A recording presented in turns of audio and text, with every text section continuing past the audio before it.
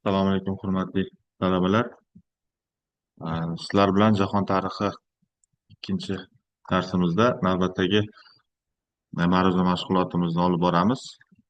Uh, O'tgan galgi mavzuyimizni uzviy davomi o'laroq qadimgi Yunoniston tarixiga kirish deb nomlangan dars rejalarimiz quyidagilardan iborat.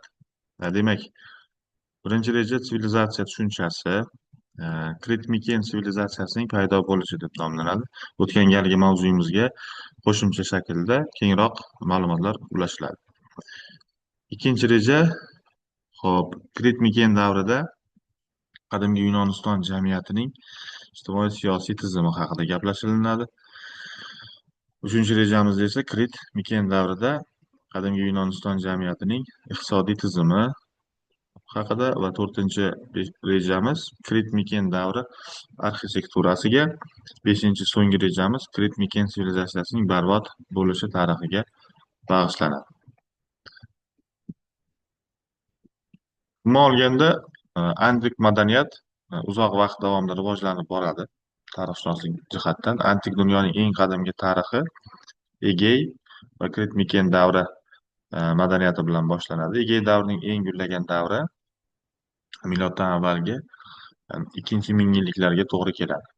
Artur Evans tomonidan Kritdan topilgan Knos saroyining qoldiqlari o'sha davrning nodir namunalaridan sanaladi. Saroy tabiat bilan uyg'unlashib ketgan o'zaro uzviy shaklda. Binoni g'arbiy tomonidan, demak, xonalari bo'lgan. U yerda podshoni boyliklari, qurol-yarog'lar, katta xumlarda turli oziq-ovqatlar saqlanganligi aniqlangan. Knos saroyi ustunlarini o'ziga xos tomoni shunday ediki, ular pastga tomon torayib borib, saroy devorlariga suratlar ishlanganligi bilan hamda pollari bejirim naqshlar bilan bezatilganligi bilan qimmatli hisoblanadi. Mana ko'rishimiz mumkin Knos saroyini o'sha davr nuqtai nazaridan aks ettirtirgan, demak, surat.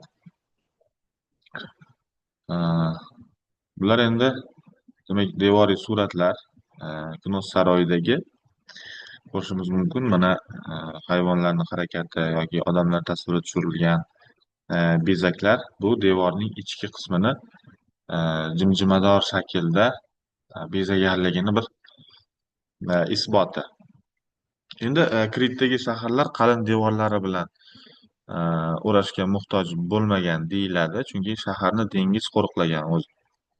Aksincha, axiylar o'z turar joylari hamda qo'rg'onlarini baland tepaliklar ustiga qurishgan, uning atrofini qalin devor bilan o'rab chiqishgan. Keyinchalik greklar bunday manzaralarni, demak, o'zlarini tilida Akropol deb aytishgan. Akropol so'zining lug'aviy to'g'ridan-to'g'ri ma'nosi bu yuqori shahar degan ma'noni anglatadi. Aynan tepalikda qurilgan, yuqori qismda qurilgan shahar ma'nosini beradi. Yunon tilidan keyin ularni o'zlarini tilida aytganda shahar ma'nosini beruvchi so'zi bo'lgan polis degan tushunchasi bo'lgan. Polis bu umumiy shahar ma'nosini bersa, Akropol yuqoridagi shahar hisoblangan. Tepalik, balandlikda qurilgan shahar.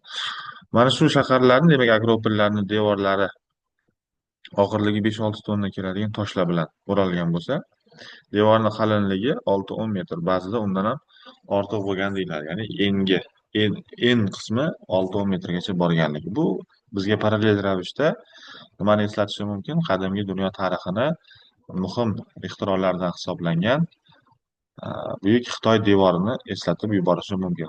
U devorda ham, demak, qalinlik eniga 5-8 metrgacha borar edi. Chunki ko'chmanchilardan himoyalanishni maqsad qilib qurilgan ushbu devor qulamasligi maqsad qilinganda rejada tutilgan. Xo'p, mana ko'rishimiz mumkin, qadimgi Yunonistonda kulolchilik buyumlarini maxsus bo'yoqlar bilan sirlab, yuzasini turli naqshlar bilan, dengiz hayvonlari, o'simliklarning tasvirlari bilan bezashgan. Meduza surati tushirilgan xum bunga yaqqol misol. Sopol buyumlar dastlabki paytlarda qo'lda yasalgan bo'lsa, keyin kulolchilik sharflaridan foydalanishga o'tib borilgan. Vaqt o'tgan sari o'sha Yunonistondagi e, insonlarni fikr doirasi, atrofga, dunyoga bo'lgan nazarlari ham demak kengayib borishi natijasida ishlab chiqarish, qurol-yarog'lar, mehnat qurollarini yasashda o'ziga xos usullar, uslublar yaratila boshlangan. Sopol buyumlar dastlab aytdik, mana qo'lda yasalgan, keyinchalik charxda foydalanib ishlangan. Ularni yuzasiga rang berishda o'simlik shiralaridan foydalanishgan, ishlatishgan. Sopollarni bir dastali yoki qo'sh dastali turlari bo'lgan. Ayollar ko'pincha xum ko'targan holatda qadimgi dunyo tarixida tasvirlanganligi aks etadi. Yoki bo'lmasa, mana e, knosdan topilgan qo'sh bandli ko'za birinchi suratda va o'sha davr uchun demak muhim jihoz anjomlardan hisoblanuvchi niqobni ko'rishimiz mumkin. Krit oroli mana xaritada chegaralab berilyapti. Qizil chegara bilan demak bu hudud Yunonistonga tegishli bo'lganligi, O'rta Yer dengizining janubiy qirg'oqlari bo'ylab, undan-da janubda esa Krit oroli joylashganligini ko'rishimiz mumkin. Mana shu Knos demak shahri Krit orolidagi yirik madaniy markaz vazifasini o'tagan. San'atlar malikasi haykaltaroshlik sohasi hisoblangan. Haykaltaroshlik arxaik davrdagi grek monumental haykaltaroshligi kamol topishni boshlagan bir sohasi hisoblanadi. Toshdan yaratilgan haykallar namunasi esa miloddan avvalgi 7-asrlarga to'g'ri keladi. Bu haykallarning rivojlanishida Krit san'atlarining o'rni sezilarli bo'lgan. Arxaika haykallari diniy marosimlar bilan bog'liq bo'lgan, birmuncha sxematik holda ishlangan.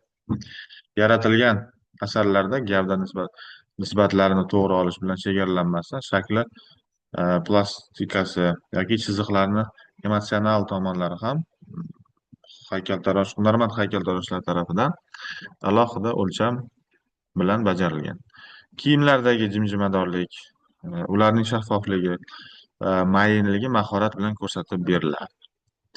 Endi mana shu haykaltaroshlik haqida gap borar ekan, qadimgi Yunonistonni dong'ini tanitishda yoki o'sha haykaltaroshlik sohasining rivojlanishida o'zini sezilarli, qimmatli mehnatini ayamagan bir qator mashhur haykaltaroshlarni ko'rsatishimiz mumkin. Jumladan Fiji, Skopos, Dedal, Poliklet, Miron singari haykaltaroshlarning ishlari hanuzgacha tarixchi olimlar tarafidan, tarixga qiziquvchilar tarafidan o'rganilib kelinadi.